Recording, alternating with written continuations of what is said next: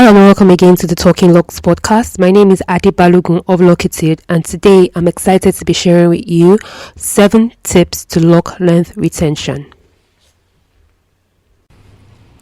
Thanks as always for the feedback. I can't believe it's already episode 6 of 7 of this mini series. When I started, I was quite nervous about dishing out 7 episodes back to back and in 7 days, but I guess we're doing quite well so far. Loc length and length in your locks is something that everyone usually looks forward to, because most times we're inspired by people who already have long locks when we're starting out, and we start out so short, and it always seems like it takes forever to get to that point. So I'm really happy to be able to give you some tips that can help you worry less and enjoy your locks more while they're getting to the point where you get that length that you want. Number 1, less is more. The number 1 problem with locks is that it is very difficult to get stuff out of it. What goes in most times never comes out. So less is more is my watchword. It's really simple and easy. The less that goes into your hair, the better your hair grows, the less heavy your hair feels, the less build up you have, the easier it is to manage, the more luscious it is. So I think just think about it, less is more. And as I said in the episode where I was teaching you about how to maintain your locks, shampoo, condition, oil is really what you need. Less is more. Everything else is jarao. Tip number 2, think moisture. When our hair is locked, we tend to get away with not doing much to it, and sometimes we abandon it altogether, thereby leading it to be dry. And dryness plays a big role in lock breakage. So when your hair is dry, it literally breaks. Combating dryness is key to retaining your already grown hair. And what is the way to moisturize your hair? What is moisture? Moisture is literally water. So you need to moisturize your hair often so that you can retain the length that you want, especially for those of us who live in sub-Saharan Africa, where it is hot for most part of the year. You really want to moisturize as your hair needs it. If you put your hands in your hair, you can feel that it's dry. So you moisturize with some water and you seal it up with some oils. So that way you're able to retain the hair that you have already grown. Hot oil treatments can also give you a leg up if your locks are extra dry. Tip number 3, leave your locks alone. There's something I like to call the hands in hair syndrome, where your hands are constantly in your hair, pulling, checking if it has locked, checking if your roots are a certain way. You definitely want to leave your locks alone, because the more you are tugging at them and possibly causing some weakness. Also, there is the need sometimes for us to continue to constantly change our look. You want to braid your locks, you want to put a weave in your locks, you feel like you want to protect your locks. Most times that protective styling actually does more damage.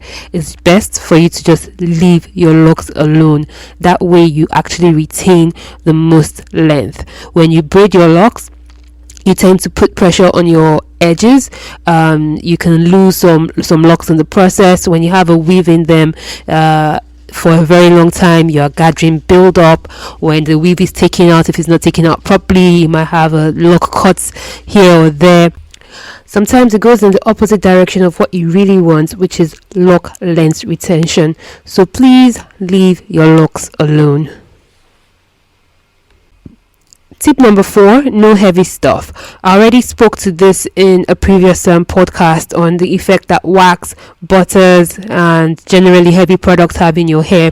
They cause build up causes breakage over time. So just leave the heavy stuff alone. Stick to products that have a closer consistency to water, and you should be fine.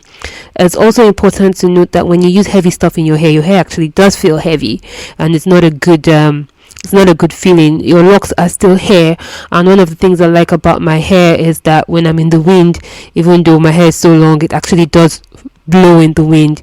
You don't want your hair to be kakaraka like cement, or hard. So leave the heavy stuff alone, leave the waxes alone, and that way you would retain length. Tip number 5, be careful with the color.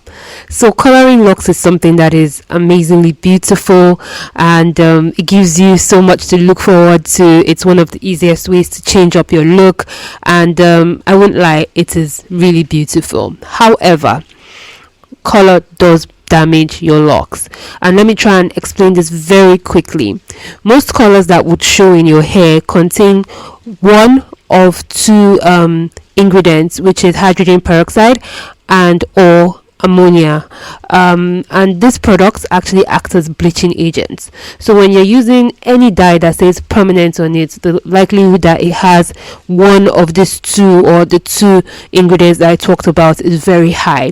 So even though the packet doesn't say bleach, for that color to get on your hair, those agents actually work as bleaching agents, and they strip out layers of your hair. So they strip out the melanin in your hair, and that's what gets the color to show. Once you've stripped out layers in your hair, it means that your hair is of a thinner consistency, which means it's more susceptible to breakage, and it tends to also be much drier. If you have one strand of locks and the tips are colored and the roots aren't, you can feel the locks yourself, and you will feel that the ends are always drier, even though they've gotten the same treatment over time. So color does damage your hair, and if you're looking to retain length, you really want to be very careful with the color. The other interesting thing about the color damage is that oftentimes it happens a year, 2 years after you actually put the color in.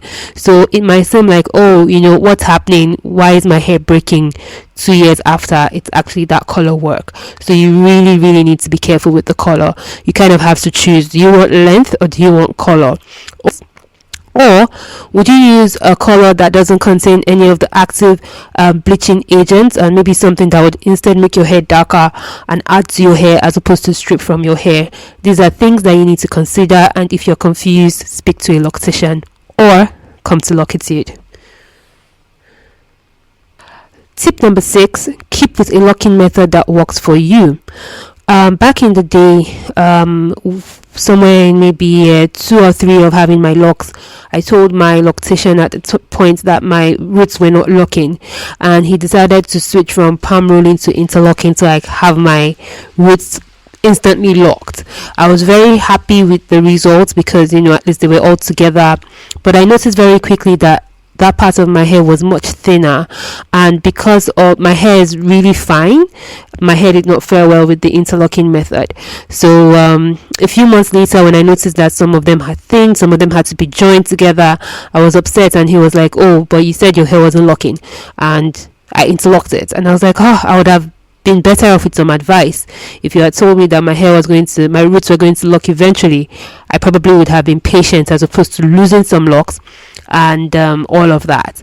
So anyway, I cite this example because you need to keep a locking method that works for you, so that you don't switch from one method to another and then you have thin bits in the strand of your locks, and then one part ends up falling off because it's too heavy for the rest of the hair, or it just looks awkward. And in that way, you're looking to trim the whole thing so it looks even.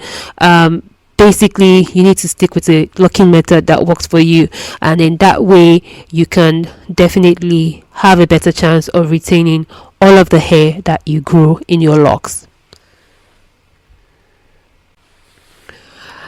Tip number 7, time.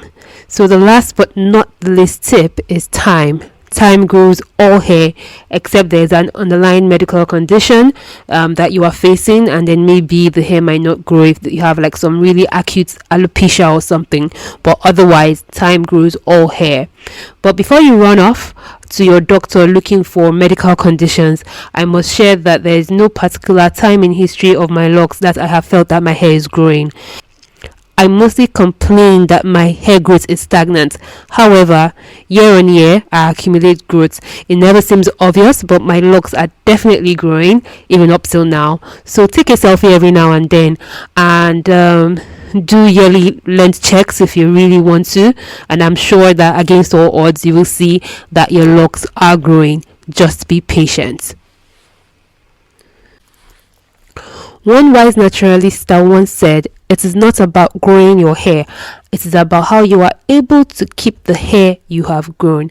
I sincerely hope that you have found this podcast useful, and I am excited that tomorrow I'm going to be giving you episode 7, the last episode of this mini series, and we'll see what happens after that. Don't forget to subscribe on whatever platform you are listening on, and follow us on social media, Twitter, Instagram and Facebook. We are at Locitude, Locitude. Don't forget to keep it locked with an attitude. Bye.